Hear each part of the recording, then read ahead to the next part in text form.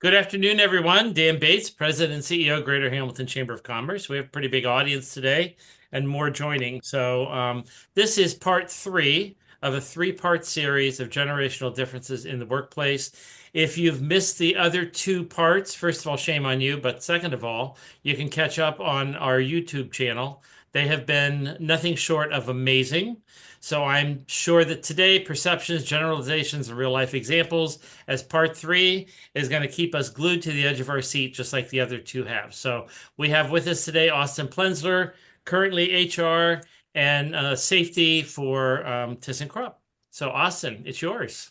Awesome. Welcome back, everybody. See some familiar faces. Excited to get this going. This is our last section, arguably our most important section, because some of these things you guys will be able to take with you, tie back to your companies, or even in your own life at this perspective that we're going to talk about today.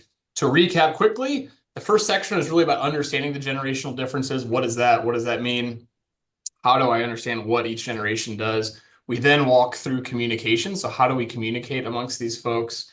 Again, and now we're getting into real life perceptions, but also what we want to be able to do is say, yes, these are perceptions, generalizations, real life examples. I also want to show you some of the things that relate to how do you entice, keep these folks in your workplace? How do you keep them engaged and eager, what have you? So that'll be another good point for you guys. Hopefully we get a couple little nuggets out of that. I will tell you again, I like saying this in all my presentations. These are, again, generational trends. This does not mean that it necessarily applies to you. So if I say something and you may get offended, I apologize, but realize that I'm talking about not you specifically, more of the generation. Each person is their own unique person. I think we all know this. So when you see some of these things, they may not hit totally home, or you may just understand a piece of parts of it. That's okay, because every single person is different and unique. However, on a collective scale, this is some of the things that we see. Okay, so with that being said, let's kind of get into perceptions, generalizations, and real life examples. What I want to be able to do here, guys, with you today is first start off with examples. I think it's important to say, how are you guys retaining the knowledge? Are you still getting it? Then what does this mean necessarily in the workplace? Or what does this mean when you see it maybe out in public or with your own family? We'll walk through the four generations examples that we've had from previous sessions. Again, please, by all means, interrupt me, give an answer, give your thoughts or opinions. You guys have been wonderful about doing that in the past presentations, and I love it. It makes my job a lot easier, and I can also feed off of it as well. So with that being said, I kind of want to hop in some real life examples. I'm going to show it on the screen for you guys, and then we're going to kind of walk through it together.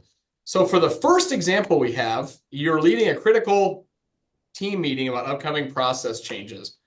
As you explain the details, you notice Billy, a millennial team member, frequently looking down at his phone. The behavior continues throughout the discussion, making you feel like he is distracted or disinterested.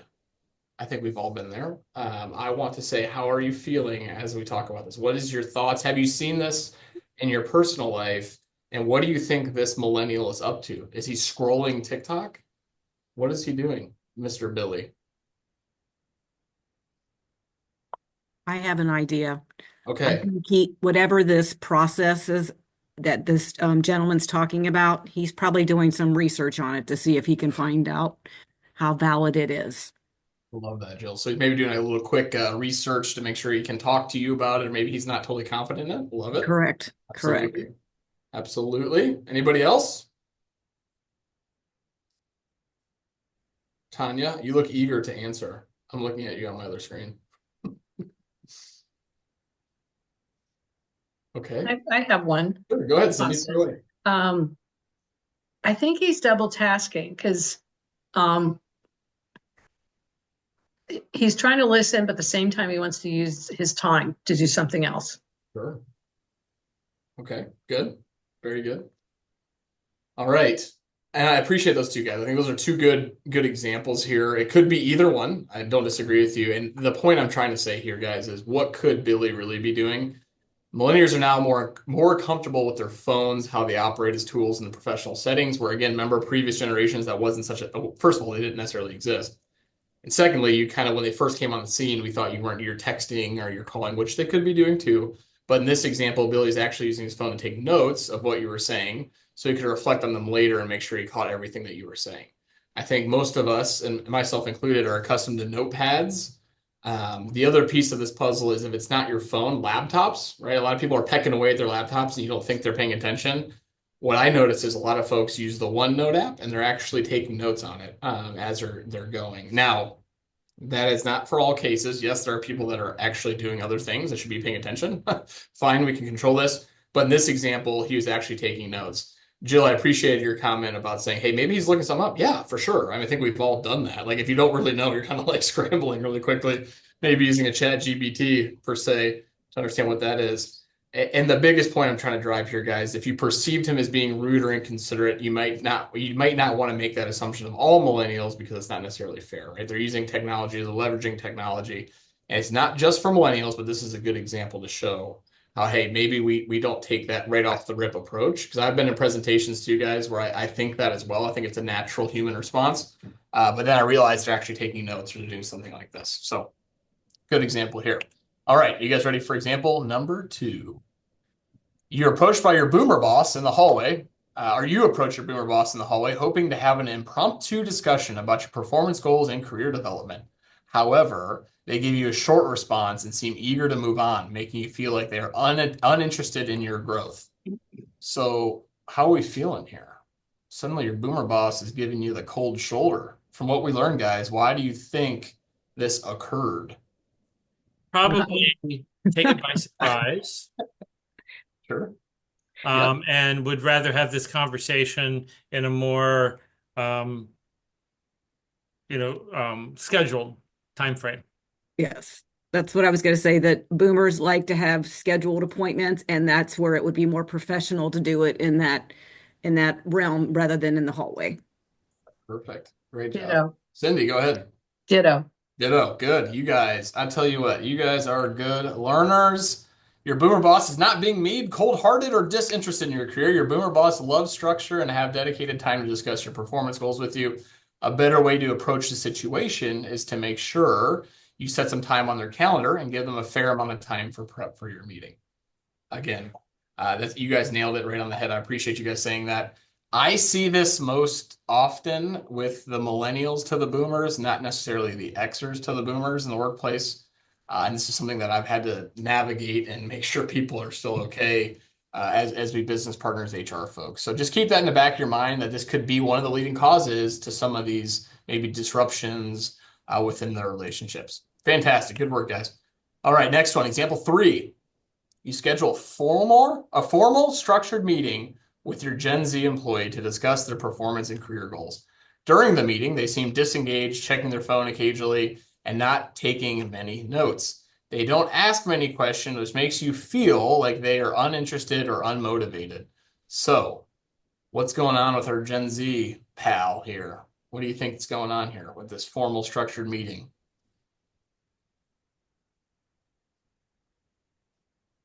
I'm going to just throw out the negative because that's my Sure. son's age. Mhm. He's uninterested and unmotivated. and he really just doesn't want to deal with this. Why do I need feedback? Good. You know, if I wanted it, I'll ask for it. That's a good point, Cindy. I appreciate that. Yeah, because they want it more frequently. So why are you doing this big hoopla hour-and-a-half meeting with me? It's very formal, right? What are we doing? What are we doing here? Yeah, it's a good point. He Good. probably wants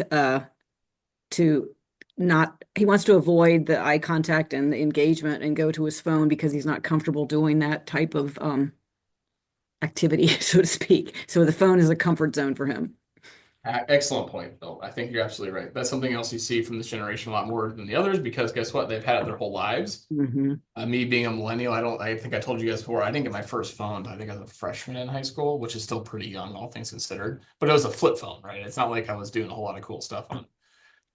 So Austin, the other thing I wanted to say is I just thought of this. The Mhm. generation seems to not really value authority as much. Mhm. And maybe they're asking for feedback from a lot of different people, and it doesn't just have to come from the boss. But they also, what I hear too from that generation is they're tired of getting feedback that doesn't include positive feedback. So they're kind of disengaged because they want to know all the time what they're doing right. And instead they just hear sometimes the negative. Mhm. Yeah, that's a good point. Cindy, you brought up, right? I think with that kind of goes for the millennials too. And we talked about how they were raised, right? Overwhelmingly big praise, and you're always doing, you're so good, you're so great, you're so good, you're so great. And that's the Xers or the boomers compensating for what they grew up with, and they put it onto those generations. I don't disagree with you. I think that's one where I can tell you personally, as an HR professional, that I have to be a lot softer with millennials or Gen Z for sure, for some different reasons. Maybe it's how they're born, how they're raised, what they're seeing. Again, each person's different, right? But I do tend to notice that in my career so far to this point. So, Yeah, our students at the university would cry when you'd give them feedback. ugh. I mean, I didn't cry in college when I got feedback, but I'm seeing a lot in the classes when they were doing project work and stuff. And when I was doing that with professors and the people grading and stuff, they really got upset. Lots of tears, lots of what would you call it? Interventions. We have to sit down with them and tell them what the feedback's for. They don't seem to understand. You think of the sandwich approach, right, Cindy? Positive, negative, positive on the way out, Yeah. right? Yeah, I noticed that too. Actually, it's interesting coming from two different industries, one being paper and one being manufacturing. Well, let's just say automotive manufacturing. They tend to be some of the more aggressive industries, right? So meaning like you have to really get stuff out the door. You have to have quick conversations and maybe hard conversations at times. And even when the intention isn't to be super critical, but they did make a mistake, if you're too direct between the eyes, they will crumble, right? So it's like you then have to train your maybe older Xers, boomers, on how to be delicate, which then you get the eye roll, right? So it's always kind of like this crazy game you got to play with a different generation. And you're absolutely right, Cindy. Fantastic. So let's get into this, guys. Possible answers. Your Gen Z employees not being dismissive or uninterested in their career. Gen Z prefers a more collaborative and conversational approach to feedback rather than a rigid formal meeting. Additionally, they may be using their phones to jot down key points or check relevant information, just like the millennials did, right? We just talked about that. Cindy, I think they hit some of your points, Jill, for you as well. And then a better way to approach situations is create a more interactive and casual discussion rather than a strict one-sided meeting, encouraging open dialogue and incorporating digital tools they're comfortable with and giving real-time feedback. If you guys remember, that's something we've been saying a lot about these two generations. I know they sometimes get married together, but really more so for the Gen Z. The more frequent, the better. And so these meetings, you don't, it kind of sounds crazy. You don't really, if you walk into these formal performance reviews, it should be very easy because you've been having these conversations. Now, as a manager or leader, it becomes much harder because you're always giving constant feedback. So that's always that fine balancing act with the Gen Z guys. Austin, can I add a comment here? Sure. In my experience, anyway, with some Gen Zs, it's interesting because at the same time they can't take it, they can sure dish it out. So they can be very dismissive of an idea that they think is not current or relevant or something. But if someone does that to them, you're right, they crumble. So Dan, why do you think that is? What do you think I don't influence know. like that? That's why I threw it out there. Yeah. Well, team, let's ask the question. I want to ask the team. What do you guys think? Why do you think that is? They can't take it, but they can dish it. Cindy, what are you seeing from the educational side? Are you seeing the same thing? Oh, you're on mute, Cindy. Sorry. I did that because my dog is next to me. Very fine. There seems to be a shift in the last 4 or 5 years, but that whole generation, when I say shift, it's even worse. But before that, they weren't communicating. They're not communicating face to face anymore because there's so much texting going on and so much. What was it? Either you said this or I read this somewhere recently. It's a lost generation of communication that they don't know how to communicate to one another. It's like they didn't learn. And some of that is the technology that they're interacting with, and then COVID. I think that's my guess. Those two, and especially COVID, for that critical period of time where they were supposed to be bonding with friends and doing things, they were too isolated. And then we were seeing mental health issues too coming out of that. So some of it might be they're now afraid to talk to people. And so I don't know. That's just kind of what I was observing. There may be more to it than that. I think you hit on some key things that occur. right? I think that is very, very good. Now, Pam, you're shaking your head. I know you see it in the workplace. I don't know if we've fully seen the impact of COVID on the younger, I should say Gen Z or Alpha at this point. It'll be left to see, but it is a bit scary, Cindy, to be honest with you. You're going through formative parts of your life where you're not in person and you're not, on the playground, or you're doing this, or even the college kids that are not hanging out and going to do whatever they do as college kids, right? And you took that away. And that impact, even whether it be a year, two, three, whatever it was, depending on your state, it'll be left to see what happens. I think, Dan, that's an interesting way to look at it, is saying maybe some of these things have given them maybe the keyboard warrior approach, where if I'm behind a keyboard, I'm a bigger, badder guy or gal. But I could say that probably goes for all generations too, not necessarily just Gen Z. So that's a good point. All right. All right, you guys ready? All right. Next example we got here.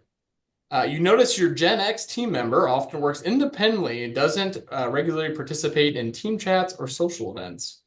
When you ask for input in a group meeting, they tend to stay quiet or offer brief responses. This makes you wonder if they're disengaged or not a team player. So what is going on with our Gen X team member here? You guys remember, this is my favorite generation, by the way.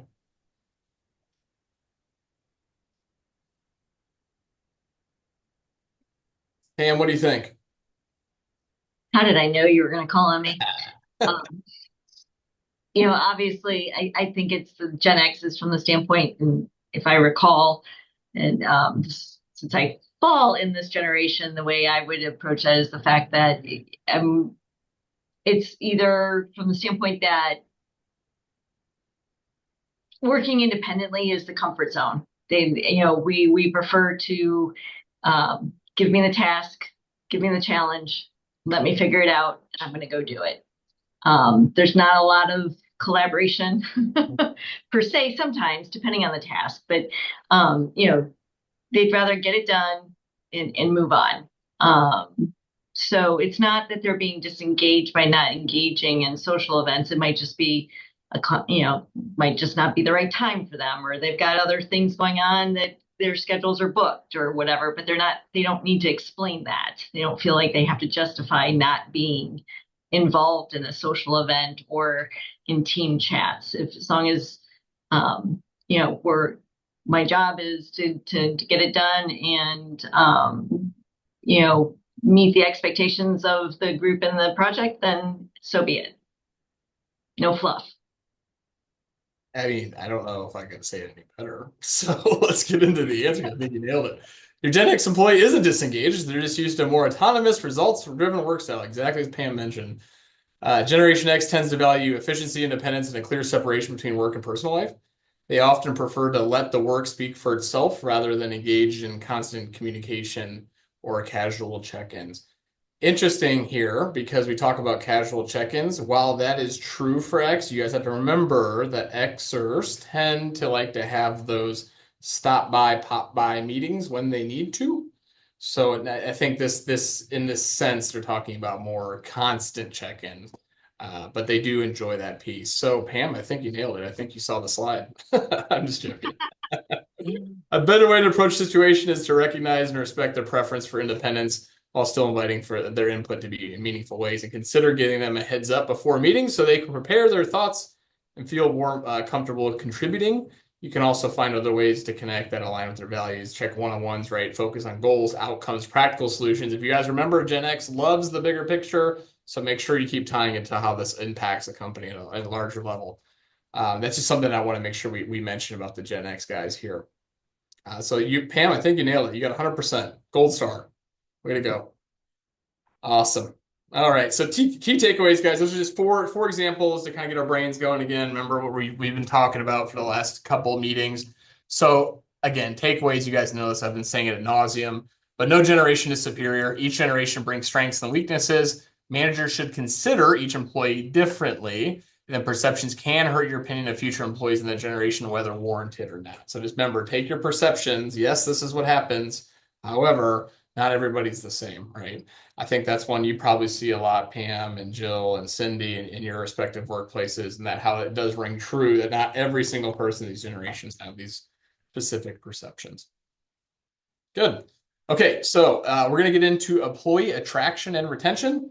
So Pam, feel free as a fellow HR colleague here, if you want to comment here as well. This is some interesting stuff here. It'd be interesting to see what you're seeing on your end of the spectrum as well. So when we're talking about this, we want to talk about attraction and retention. So what motivates the employees within different demographics or different things here? And I think we all know that the greatest motivator ever in the history of time is money, right? Okay, so yes, all generations enjoy money. They all like respect. They all like recognition, action, meaning, and relationships.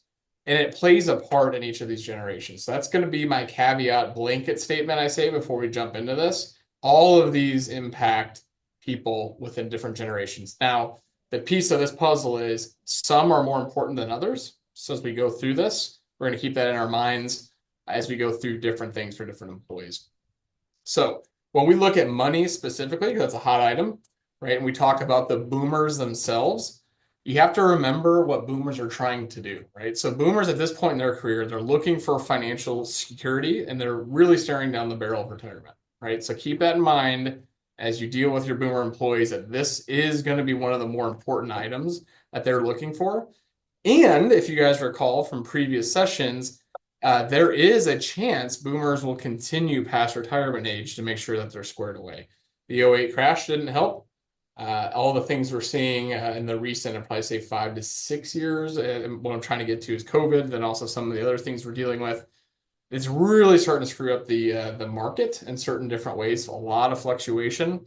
So if you guys recall from our very first section, boomers will be hanging on longer than 65. So we've got to keep that in our minds as we're employing these folks to make sure that we keep them in the forefront and say, hey, what's it going to take to get you to retirement? Focus on that piece because remember, they want to retire at some point. You don't want to work forever, and keep that in the back of your mind as you're going forward. And most importantly, if you recall from previous sections, boomers are extremely loyal to companies. Very, very, very loyal. So what you want to be able to do is find a company that is financially stable, that they can kind of harness, and they can ride out the last, who knows, 5, 10 years with these different companies. And that's something that you got to keep in mind. So when think about this as if you're recruiting someone.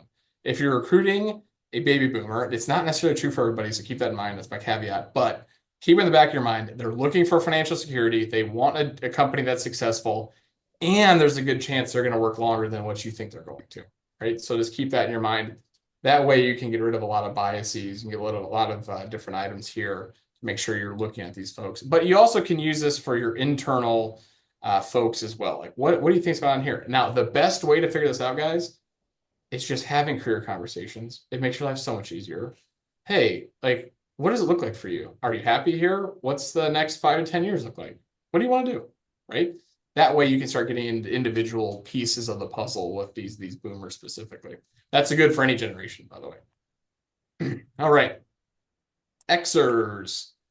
Interesting with Xers, they are really, really focused on opportunity to live. Trips with families, toys, boats, etc. So if you think of this generation, depending on where you fall within this, you could have kids probably as young as, I would say, mid-teens, early teens to late 20s, early 30s. So that's kind of a big gap of when you see Xers kids, but they want to have the opportunity to live, right? They did all the time growing their kids up. They did all the things they needed to do. They're at, any kind of soccer field, football field, baseball field, whatever, for many, many years. So now it's time to start saying, hey, what can I go do, right? So it's trips with my family, get a bunch of toys, if it's boats, if it's UTVs, if it's four-wheelers, what have you. They want a wage that balances family and fun. I think it's a big piece here. And remember, guys, going all the way backwards, Gen X is the first one to introduce work-life balance. So this makes a lot of sense is why they would want a wage that can balance family and fun. You don't necessarily have to pay through the teeth for a Gen Xer. Again, that's a big caveat. Remember, every person's different. And then you must know that they must know that their wage is competitive in the workplace. I think that's a big piece of the puzzle. It doesn't necessarily need to be top dollar, but they need to feel like they're being paid equitable and fair to whatever the market's doing. Again, remember, they coined work-life balance, and they want to make sure that they're being paid appropriately. And that, again, that could go for most generations too. All right, I'm gonna pause here. What do we think about the boomers and the Xers? Do we see this? We see this with some compensation? Pam, as an HR professional, yeah? I do. I was just making a comment the other day. that it's unfortunate, in a manufacturing setting, I'm seeing an influx of much older applications.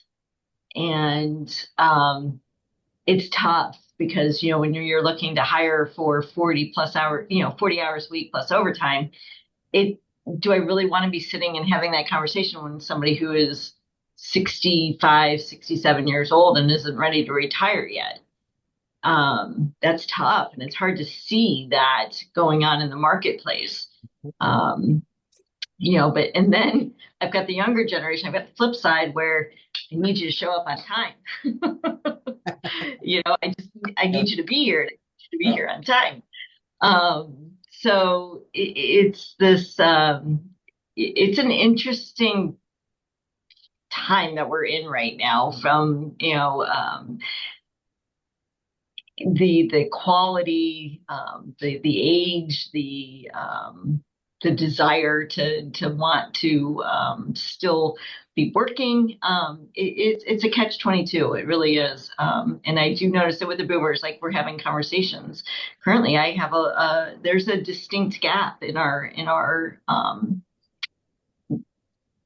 base to where we've got a much older generation, and then there's a gap, and then there's the younger generation. And those conversations, I like how you said career conversations. They're becoming very important from whether it's a succession planning standpoint, whether it's a building the bench standpoint, trying to capture that experience before it walks out the door, type of conversations. And it makes people uncomfortable. That's something like, well, are we allowed to ask that? I get that a lot. Are we allowed to have these conversations? Yeah. Type of thing. I'm like, yes, because we need to know what their plans are. We need to understand kind of, we value them and they have a position, but we're not pushing them out the door. It's more along the lines of help us train your replacement, help us continue that knowledge that we don't lose what you worked so hard for so long. We want to retain that. And so, yes, that's how we shape those conversations. We're not saying, got to give us a date and time, but, just, engage with us. Yeah. I think there's another piece to the puzzle too with the baby boomers. Some work because they need to, and some want to continue working so they are still relevant and still feel like they're still alive, because too many times people in that age group retire and have nothing. They're like, now what do I do? And so you see, people who are excessive volunteers and stuff like that. But I know a lot of people in that age group that want another career or go back to work or something, not necessarily with something that they're looking for a long-term career strategy. They just want to be relevant. They want to be, with other people. They want to keep sharp. They want to be challenged. Dan, I say you bring a good point, because that generation, I mean, we talk about it all the time, is that work ethic. Mm-hmm. They were such hard workers and very loyal to companies, and again, generalization, this doesn't fit everybody, but that it is, that generation really rolled up their sleeves and gave it their all for a very long time. And so I think it's interesting to transition that from the boomer generation then to the Gen X, where they've seen their parents work so hard for so long for so many companies, and that's where that work-life balance wants to come in. They're like, I will give you my all, I will do my best, but I want some flexibility because I want to be able to do other things besides work for the rest of my life. You guys are all over it. And that's the thing that we're going to get to. Pam, you mentioned a couple things, and then Dan, you also mentioned a really important point as well. And we'll get to that here in a second. But both of your comments are extremely valid, and it's a strange spot to be as an HR professional for sure. But to Dan's point, to keeping that mental edge, keeping your mind busy, especially if you don't have hobbies, I think that's the part, even for me, That scares me. He's like, man, am I gonna have enough hobbies by the time I retire? Like, I hope I do. I can't golf forever, right? I mean, I got to figure something else out. So it's those kind of things where you have to have that piece of the puzzle. And that is another contributing factor why they're staying around longer, for sure, no doubt. Awesome, guys. Thank you for that. All right, millennials, let's figure these guys out. I put this in caps locks. So millennials want immediate gratification. I think you guys know that. Time is as valuable as money. And then reward excellent results frequently, not necessarily with salary bumps, but can also be spot bonuses. So what I mean here, guys, millennials are one of the first generations, I'd say the tail end of Xers, that spot bonuses. What I mean by that, guys, is, hey, you did a really excellent job on project XYZ and you saved the company X dollars. So here's $3,000, here's $5,000, here's $1,000, whatever the dollar amount is, but that instant gratification. And that's an important thing to keep in mind as you talk about millennials and Gen Z, because that way you can keep your labor costs in order and you're not just jacking up their base salary all the time or their bonus potential all the time. There are different things you can do to reward millennials. And we'll talk more about rewards here in a second. This is just the money piece of it, and it'll tie all together here. Good. And then Gen Z, guys, when we think about this newest generation, again, pretty interesting when you look at the research here. Financial independence, which I know was a big one, Cindy. If you remember, we first talked about this together about oh really? They really care about it? But then we kind of broke that down together and what they've seen in their lives. Side hustles are huge. I would say with the explosion of social media, maybe some TikTok guys that you can see. There's some big names, like I know one that my niece always plays is Mr. Beast. I don't know what he does. He gives away money all day and does cool things. So these kind of side hustle opportunities, not necessarily just on social media, but side hustles in general have been extremely popular amongst Gen Z. So Gen Z values multiple income streams, is willing to change jobs for better pay and growth. I think that last part kind of makes sense for most generations. More frequently, probably makes more sense, but this side hustles thing is very interesting. And you'll see actually some of your younger millennials. I know I have a group of friends as a small data point that a lot of these guys own their own houses. They own multiple houses. They rent houses out. They're kind of like slumlords, if you will. But they have all these side hustles. They own this car detailing business. And I don't ever know how they have time to do it, but it's truly very, very relevant within the millennials and Gen Z outside of holding a full-time job too. So, and that kind of ties together and tethers back in with work-life balance. Guys, if you have side hustles, you have to have time to do them. But also work-life balance from a mental standpoint. If you remember, that's a very important piece of this puzzle for generation is the mental piece of this, making sure you're mentally healthy, your mental health is in good order, and work-life balance provides that. So yes, salary is important, but flexibility and then also having well-being benefits are just as critical. I've never seen so many people at a career fair ask about benefits packages and what else do we offer besides a base compensation and short-term incentive than I have with this generation and the youngest, if you will, millennials here. So it's been actually a very interesting trend that we've seen, especially within the HR realm. And last but not least, financial stability is key. Concerns about student debt and cost of living drive their preference for transparent pay and strong benefits. Again, Pam, that's what I've seen. I don't know if you agree with what I said on Gen Z and millennials from an HR standpoint. Oh, spot on. Good, good. Yeah, it's pretty interesting ride, especially with the sustainability piece. That's another one, guys. I know I mentioned it previously, but the focus on what your company is doing sustainability wise, as far as whether it be social sustainability, if it's environmental sustainability, whatever it may be, they really, really want to know. And that's something that we're also seeing from an HR standpoint. So awesome. Awesome. So that's money. I just want to break out money on its own. So now let's go talk about other motivating factors for these different generations. So we have boomers. Let's go back to boomers. So we went through all four. Let's get back to boomers.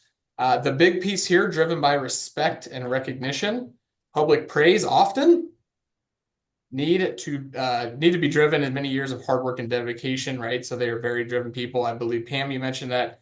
And then make them subject matter experts on projects. So this encapsulates a lot of what Pam mentioned. Almost all of it completely does. The respect and recognition. You got to know that they rolled up their sleeves. They're it's argued to say building block backbone of where America is today. And they get a lot of praise for that. publicly praising them is something where I think, depending on who you are as a person, remember that.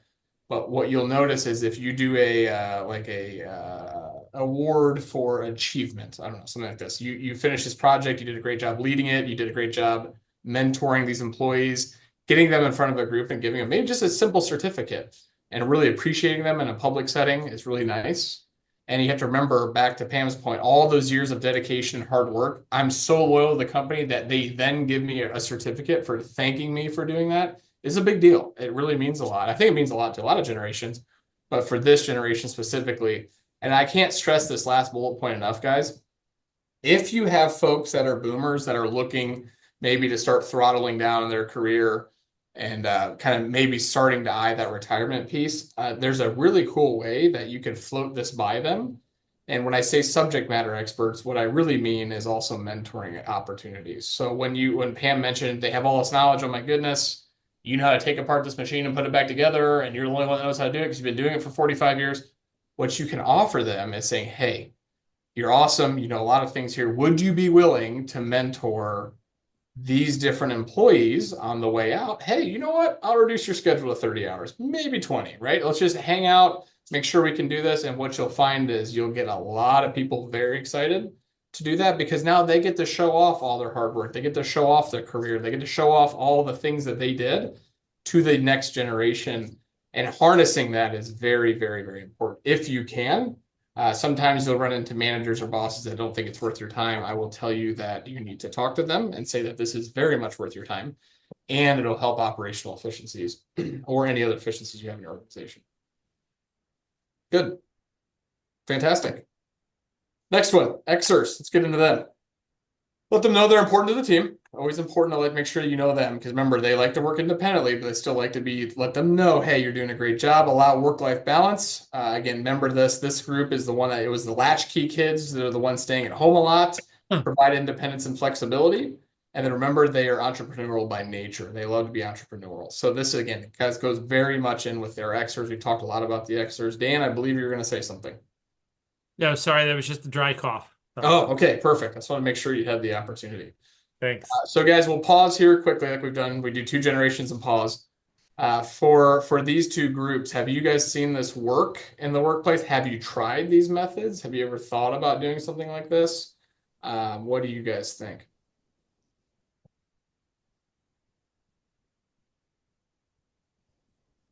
Dan? Well, I have a question here. Sure. So, work-life balance thing, I think that this generation has taught other generations a lesson here in that. But how do you keep that from that can also get out of control, where the expectation is beyond what the job really can allow as far as work-life balance? And I think work-life balance is a very broad stroke term, Dan. I know where you're trying to go with this. I would tell you it's all about expectation settings on the front end before you hire them. Hey, this is what the job requires. This is how many hours you need to work. What I mean here is saying you're not grinding these guys into the ground doing 60, 70 hours a week. You're not being fair to them as far as an employer goes. It's kind of the mindset I had here, and allowing them to say, hey, the expectation is 40 hours. If you're salaried exempt, maybe 45 because you are exempt, maybe 50 on some of the bad days.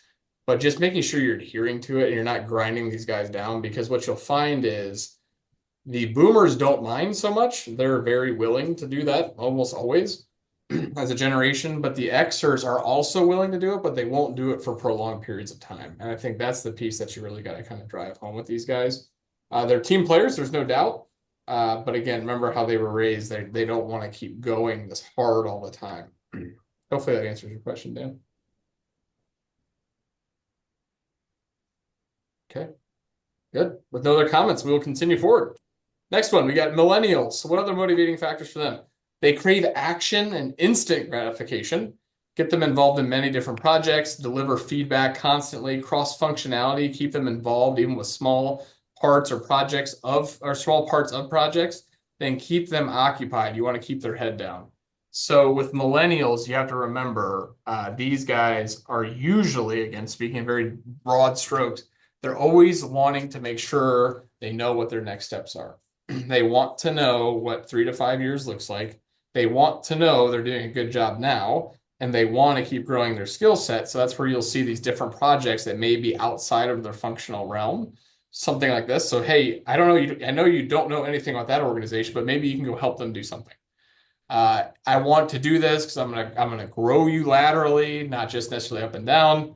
And then also keep them occupied and keep their head down. As long as you do that and you keep these millennials engaged, they will stay with you. But remember what we said the first time, they are the first generation to be free agents.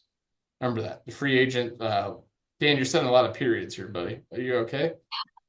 I just want to make sure you're doing all right. I didn't know if you had a comment here. My notebook was on the keyboard. Sorry. Got it.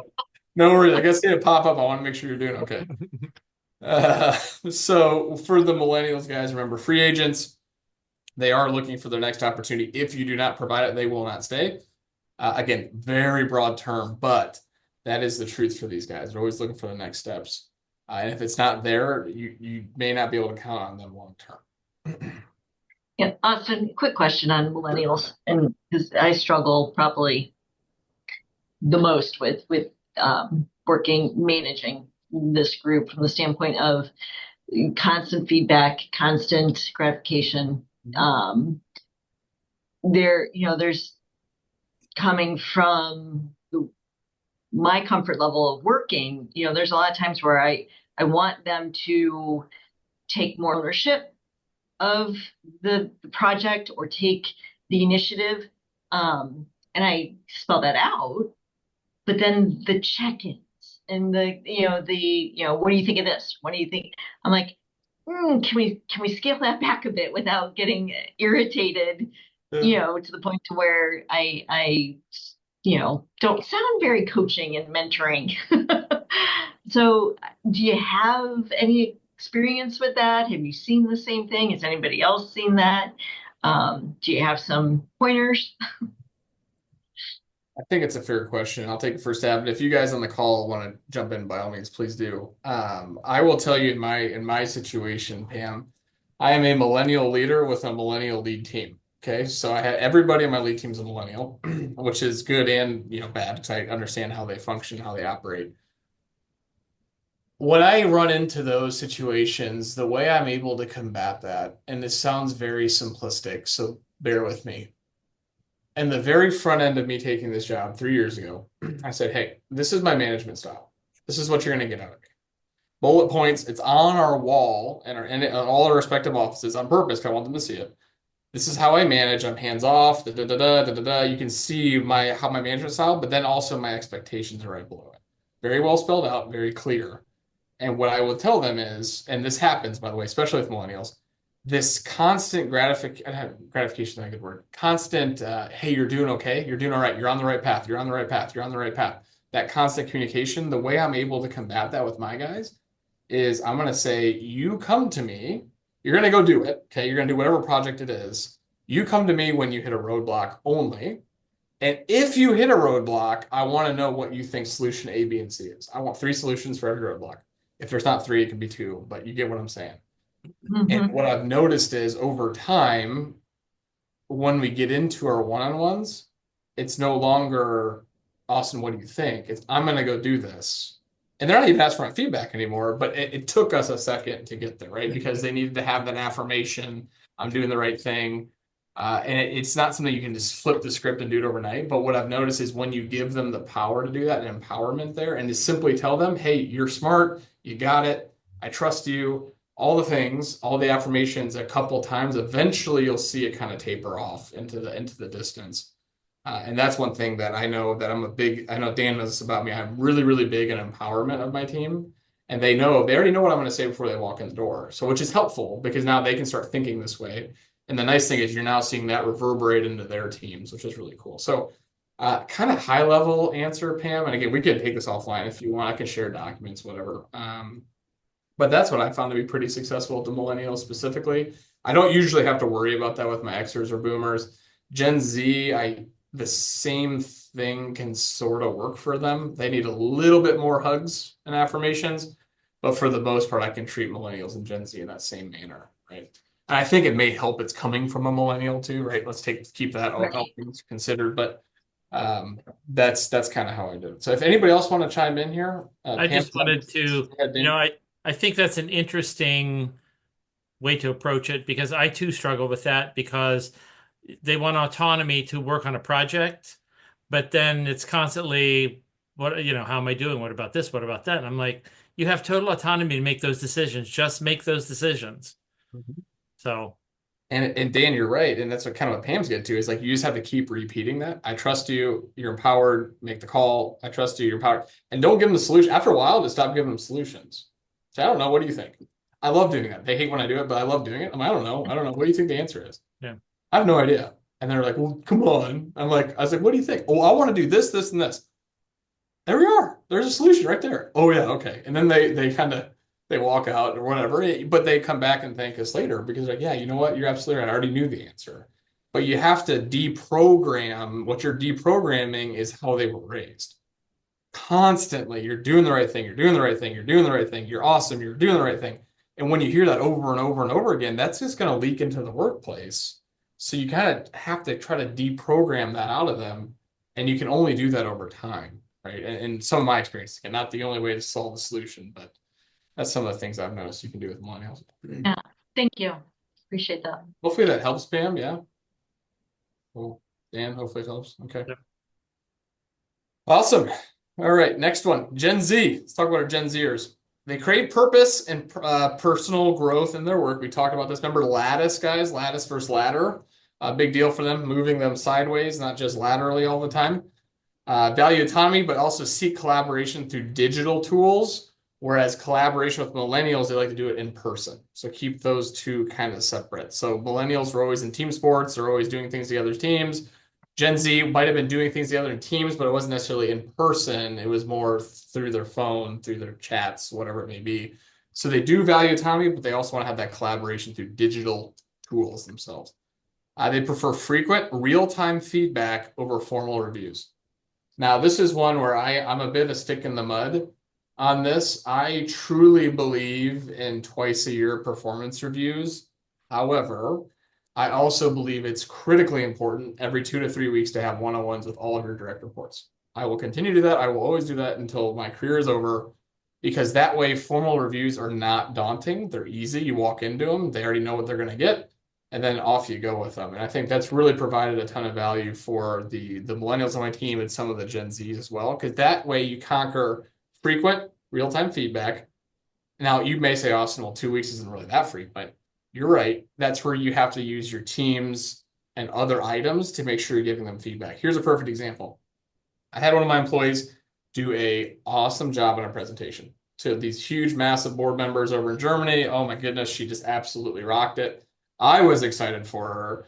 So what I did after the call was over, I ran over to her office, gave her a huge high five and said, "You're so awesome. You kick a lot of, that was great, da da da da," and it's got her really pumped up. Because that's how I felt, by the way. But that alone helped her so much. And that was a really big deal. So when I say real-time feedback, that's kind of what I mean. Make sure you don't let the time slip away. Okay? Engage with them in meaningful work and clear career paths and prioritize work-life balance, mental well-being. So career paths, guys, if you're not already doing this, we really need to focus on it. It is something that's being demanded from these groups. I know something, Pam, you're probably very familiar with this. What they want to see is if I come in and I'm a level 1 so-and-so, I want to know what a level 2 looks like, what a level 3 looks like, what a level 4 looks like, what a level 5 looks like, or whatever that career path may be. And I want to know exactly how to get there. You show me the metrics, you show me what I need to do. I want to know. I demand it. Whereas if you go backwards in a couple of generations, I'd say millennials are sort of lumped in there, but Xers and boomers, that wasn't necessarily always the case, especially not for boomers. Boomers are just going to grind it out and hope promotions come. Xers were the first ones to start saying, okay, maybe what's the next step? Millennials and Gen Z are now demanding that. So like you have to think about that as you work through it. Now, I gave you a very formal, this is 1 to 2 to 3 to 4 to 5 or whatever the career path may look like. But as long as you have something that shows the next step, I promise you, that will retain those people maybe 2 to 3 years longer than they would have already stayed. And you got to follow through, right? You got to make sure you're paying them for their knowledge and their education as they're working through these development plans. But development plans is a very, very hot item within the HR realm nowadays, especially, and it's a ton of work. And that's why you're seeing learning and development or organizational development HR people becoming way more popular now, because they're starting to try to build these career paths. If you take that same sentiment and you go to your biggest Fortune 500 companies, I promise you, when you walk in there, you will find a career path in some sort of fashion or way in almost all different organizations there. That's the truth of the matter. And that way you can not have to pay people through the teeth, because you're now offering them career paths and you keep them motivated. They're willing to be there because you care about them and you want them to grow, right? And I know I'm giving a lot of lip service because that's what every HR professional always says, but it's becoming more and more real as we continue to move forward. Okay, fantastic. Any questions on our millennials or Gen Zs? All right, very good. So when we talk about performance results, when you think about performance results for these different guys in these different generations, you have to make sure you're really focusing on, okay, if I have Gen Z people, we just kind of talked about money and other motivating factors. So when I think about them and I think about performance and results, what do I need to do for these generations? Right? It's kind of the concept of this slide. So when you think about Z, I just kind of got off my spiel a little bit there, but you got to seek for purpose-driven work and the career growth, right? So remember, career paths, we just talked about them. Continuous learning. We talk about lattice versus ladder, right? The flexibility and making sure they're mentally taken care of, whether it be opportunities outside of the workplace, via the workplace, meaning there could be philanthropic things, there could be a coach that you have here on site, it could be the EAP, it could be all these different things. Those are so much more important than your traditional career ladders. And when I say growth opportunity, guys, I gave you the 1, 2, 3, 4, 5 on this upward scale. It doesn't necessarily have to be on a scale. I could say you're going to start here in quality, and then I'm going to go put you over here in the same position in manufacturing operations. Then I'm going to go put you over here in procurement, and then you can go up the ladder too. So keep that in mind. That's the lattice versus ladder concept. They value that a little bit more than the previous generation's career ladder mentalities. Okay. Millennials, very similar to Gen Z, but they love the indulge of accumulating numerous skills. So they want to be able to be they want to have multiple different skill sets so they can branch off in their careers much more than previous generations. I, as a millennial, have only ever been in HR, so I'm probably the one bucking the system here. But there's a lot of my colleagues that I've had or ran into that are millennials that have tried out different career paths so far. And now they're kind of finding the ones that they like. But the accumulating of different skills is also nice. And I'm talking very much in departments within companies. But I will tell you, it's not necessarily always departments. That's our easiest one our mind runs to. But it could also just be skills in general. Like, hey, I want to know how to negotiate well. I don't know how to negotiate. Do I ever negotiate? I don't know. Probably not. But it'd be really cool if I knew how to negotiate. Just random things like this that could be generous to their careers later on. I just remember that. And when they achieve it, make sure you're rewarding them even for lateral moves. What I mean by that is back to this lattice piece, because millennials were the first ones to start talking about lattice versus ladder. That is only seeped into that Generation Z. Xers, I think you guys know this by now, but they adore flexibility of the new career model. Managers' concerns of their favorite and least favorite part of their job. So when I look at this, they adore the flexibility piece of any position or career model that they have. And they also want to make sure that their manager knows what their favorite and least favorite part of their job is. So that way they can maybe say, hey, I want to go focus on this versus that. Just full transparency. Let me run. I want to run, but I need you to know what are some of these things I do like to do, I do not like to do, and how do we make sure that we take care of those Xers most importantly. What we do know about the Xers are they will perform almost always. And again, very broad strokes. There's always bad performers in every generation, but you can really let them go off and get this figured out. But always make sure you tie it back to the bigger picture. You'll hear me continually say that for Xers. And then last but not least, for the boomers, they really appreciate the time spent with them. They like the time spent with the company. Honesty is always really big with them to define the next phase of their career. That way you can perform. They will perform and get you results if they are appreciated and they know that you're being honest, and you know that you have their best interest in mind. Remember, so that's kind of how these different generations work. Not necessarily do these work with different generations. Some of these you could say, Austin, you know what? You broke it into 4 sections. All generations like these things. You're not necessarily wrong, but what I'm saying is you're tending to see more of these things as you go throughout the generations for performance and results. Great. Fantastic. So with that, guys, I think we've really kind of come to the following next steps. So I think this is getting really close to concluding. I have one more slide left. So I'm going to hop into this really quickly. So next steps, what I want to do here is saying, okay, so what can I do now? I have all this data, I have all this knowledge in my brain from these last 3 meetings, hopefully. And what can I do as I step back into the workplace or even with your family or your friends? And I think the biggest piece is just remember that we have to sometimes take in all these different things you've learned, and we have to rethink organizational structures. Traditional ladders, yes, they still work for some employees, but not all of them. So how do we rethink what our organizational structure looks like? Is it really 4 engineers and then a team lead and then a manager on top? Or can it be 5 engineers with 1 manager, right? It's these conversations you're having about lattice versus ladder, but taking these thoughts that we know about these different generations in. That's getting back to the traditional career paths. And then also, we need to make sure, as you guys saw with Gen Z, as our newest generation, right? A lot of people don't know a whole lot about them. What are you going to do for alpha and beta when they come? What does that look like? Now, I'm not saying you guys should know now because they're not in the workplace yet, but the same kind of thoughts and patterns of what we did today is like, how do I articulate this? And I will tell you guys, there is an inordinate amount of training on generational stuff out there for you. And I would say just make sure you keep that in mind, right? So with that, guys, that concludes our session. And I appreciate all you guys hanging out, asking super good questions, really good feedback. Before we end, I do want to open it up. I know I kind of buzzed through that last section. Any comments, anything you guys want to add on to what I mentioned? Call me out on anything. What do you guys think?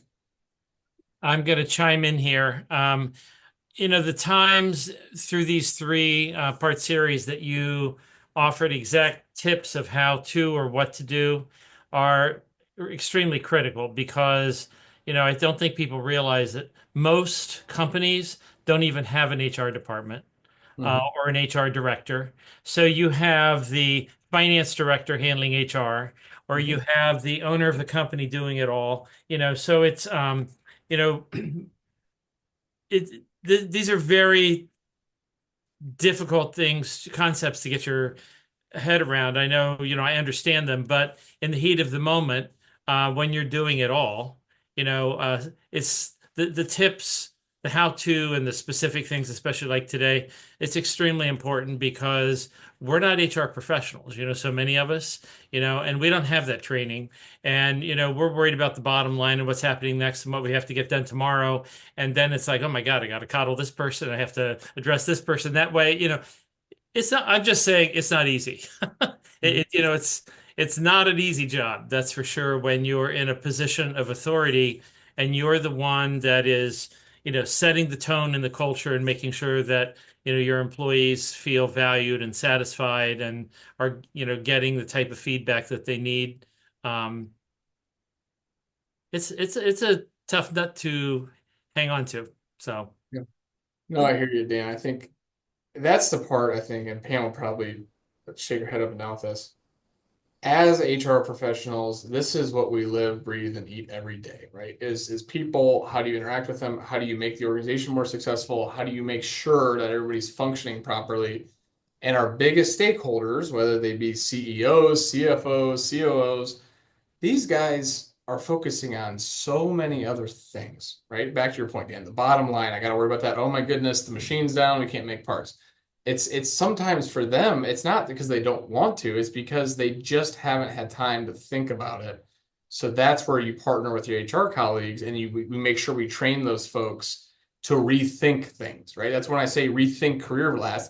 I would say that's kind of on the HR team to drive that. Like, hey guys, this path isn't working anymore. And then your CEO is gonna be like, oh, well, tell me more, Pam. What do you mean? Well, have you ever thought that? Da, da, da, da? And then, oh, wow, okay, because we have to realize that these guys, especially at the C-suite level, are usually always generalists. They're never super duper deep in one function, nor should they be, by the way, to be effective. So we got to help them along the way, right? I think that's the biggest piece. That's what you're saying, Dan. And I agree with you. The companies that don't have HR departments are severely missing out. And again, extremely biased because I'm an HR guy, but that's my 2 cents as well. Good. Thank you, Dan.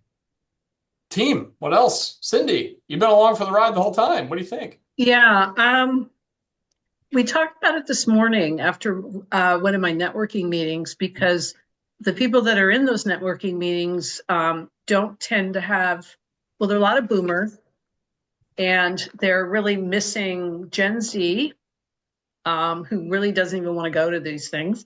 And well, there's some millennials, but we're not sure. It seems like it's a boomer creation. And some people have adapted to it, but a lot of people don't want to get together and talk and be part of a group. So we haven't figured out, and we were wondering, do we just keep this structure, forever and just try to get the people to adapt, or do we have to change all these completely? And this would apply to the chamber, this would apply to Rotaries, this applies to, any networking group, especially business networking. So none of us had an answer, but I thought, oh, okay, I'll take a look at this 3-part series today and wonder if there was something I could take away to go back to talk to these groups about. So I don't know if you have any suggestions other than evaluate your audience and maybe try to make changes to adapt. But, what do you think? Interesting. I would love for Dan to take the first stab at this because I believe, in my personal opinion, the chamber has tried to tackle this and they have successfully. I think it's always going to be a challenge no matter what, but the chamber themselves offer so many different avenues for people to attend. And Dan's very persistent, which is always good. And I think it takes some of that to make sure you drive it home. So Dan, do you want to just share some methods that you guys have deployed at the chamber? Because I think you guys do a great job. Well, thank you. Thank you for the kind words. I think that the challenge is, I love change, but and I embrace change.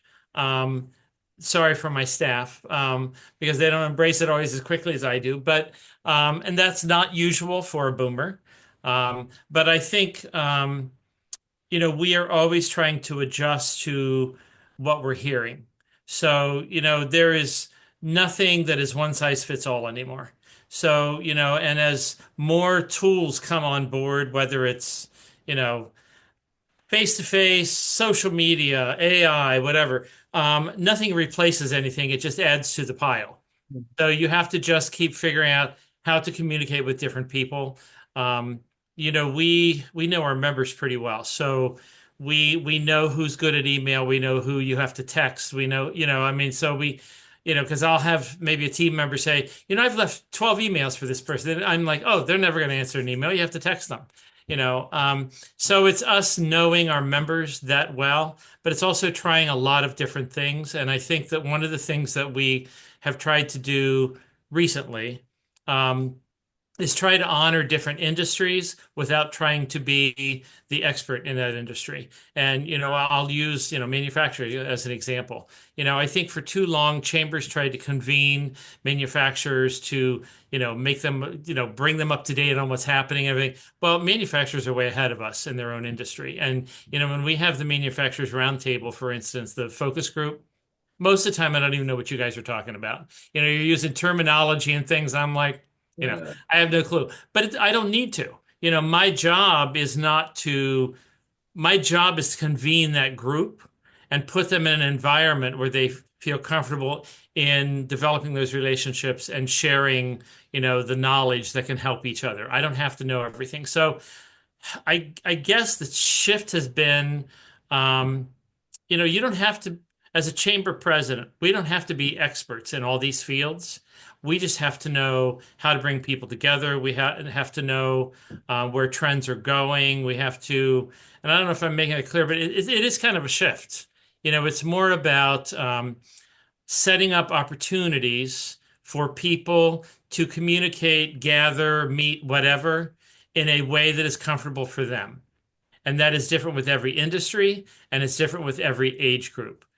So that's what we've been trying to do. So we still have to take care of the boomers who like the structure and all that, and we have to, as the generations change, we have to respond to that too. So no one size fits all, and it's very challenging and a heck of a lot of fun, because you can never sit back on your laurels and say, well, this works. And the other thing, extreme flexibility.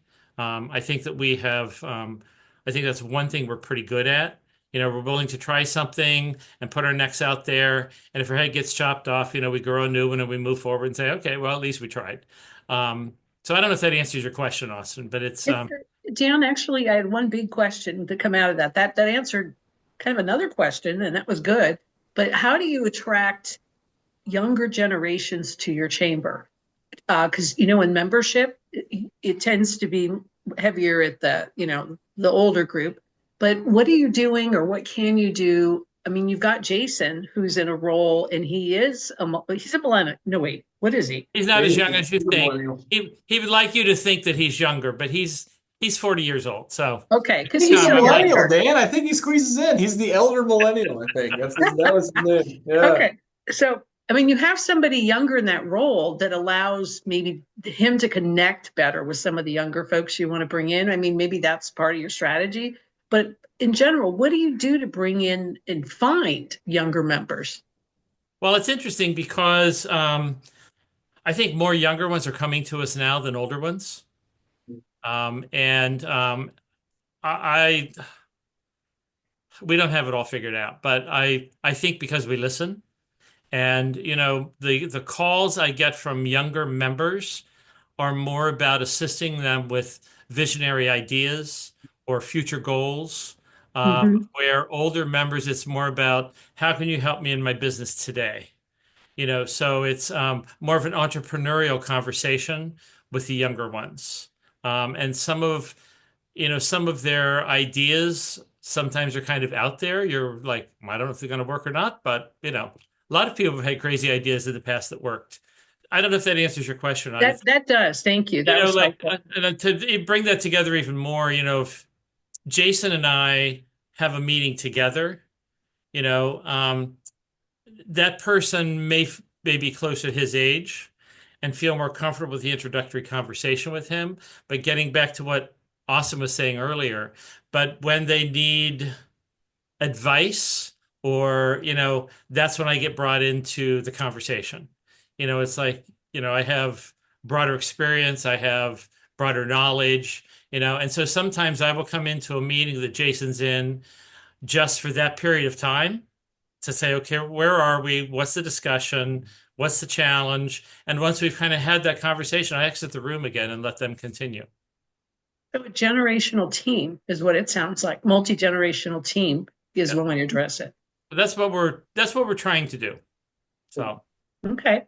To Dan's point, Cindy, I think he hit on a lot of big things. I will tell you, from my personal perspective on Dan and I's relationship, the thing Dan does really well, so does the chamber, is they meet you where you are, right? So they will, when I say persistence and meet you where they are, he takes time out of his day to talk to me and spend time with me, and he cares about me and he remembers things about me that it means a lot to me. So then I will also show that back to Dan, right? And I think that's kind of the superpower of the chamber because all of them are like this.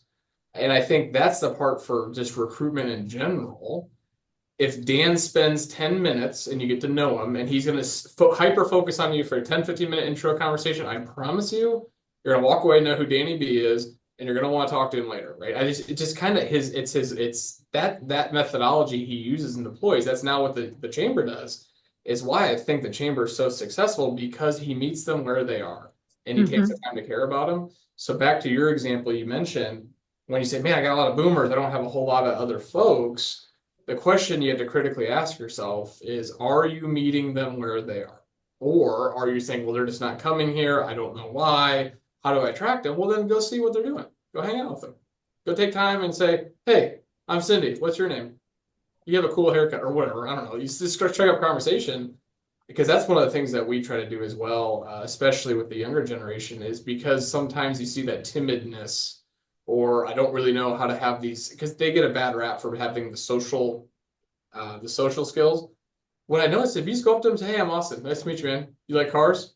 "Yeah, man, I got a oh, cool. Do you know we make high performance shocks that go on the T?" And, you strike up a conversation. Next thing you know, they're asking for your business card. They want to go do whatever. And I think that piece of the puzzle will solve almost any problem with generations across any industry because you're just taking the time to give a what about them, right? I think it's kind of funny because sometimes we forget about that, and it's just like sometimes you just go back to the basics and like, this ain't so hard. It's just kind of crazy sometimes. In my 2 cents, that's what I've noticed, and I think Hey, they have the chamber to Austin, do that. follow up on that, a little bit. Cindy, to answer your question. I always like to talk to Austin because I'm like, yeah, we are still doing a few things right. It's that, meeting people where they are. I think that's something we really strive to do, and all my team is really good at that. We treat everybody the same. So whether you are running, $100 million company, or you have this crazy idea that you're coming in to bounce it off of us, we try to treat everybody with the same respect. And kind of like, so tell me what's going on. What are you trying to do? That type of thing. Mhm. And I don't know. I think that's something that my whole staff does pretty well. Agreed with that, 100%. Good, awesome conversation. Anything else, guys and gals? What do you think? It's sad it's coming to a close, but I've enjoyed every single minute with you guys. I appreciate you all. Okay. It's refreshing to hear the mutual conversations and concerns, and for those of us that are in HR, Austin, you probably feel it every now and then. You kind of feel like you're battling this on your own, and nobody else understands your pain. Amen, sis. So it's nice to know that there are challenges across numerous industries, and we're probably all within a stone's throw away from each other, and we're all trying to figure it out. So it's been good. I appreciate Dan. I appreciate the nudge to get me to do these last 3 months, and it's been well worth the time spent. Good to hear, Pam. Thank you. All right. If there's nothing else for the good of the order, I think that's a wrap, Dan. I'm sad that it's coming to a close. We may have to come up with another topic and bring you back in. Yeah, buddy. Feel free. I So want to thank hear you. Pam. I want Pam to educate us on something. Yeah, I was gonna say, Pam, you're not exempt here. So like, Yeah, I'm yeah. sure Pam you have gets to some teach me something. golden nuggets as well. So Cindy or HR, like I said, Jill, Cindy or Jill can teach us. I mean, we can share the love.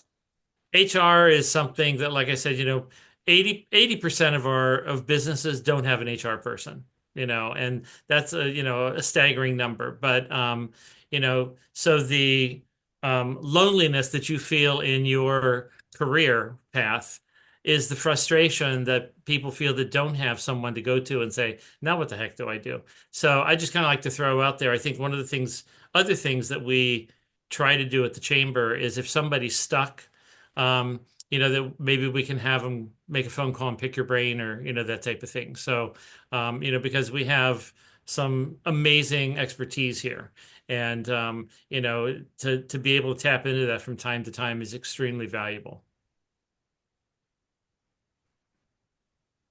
Okay. Well, thank you guys. Till next time. Thank you, All everyone. right. See you Thank guys. you. Have a good night.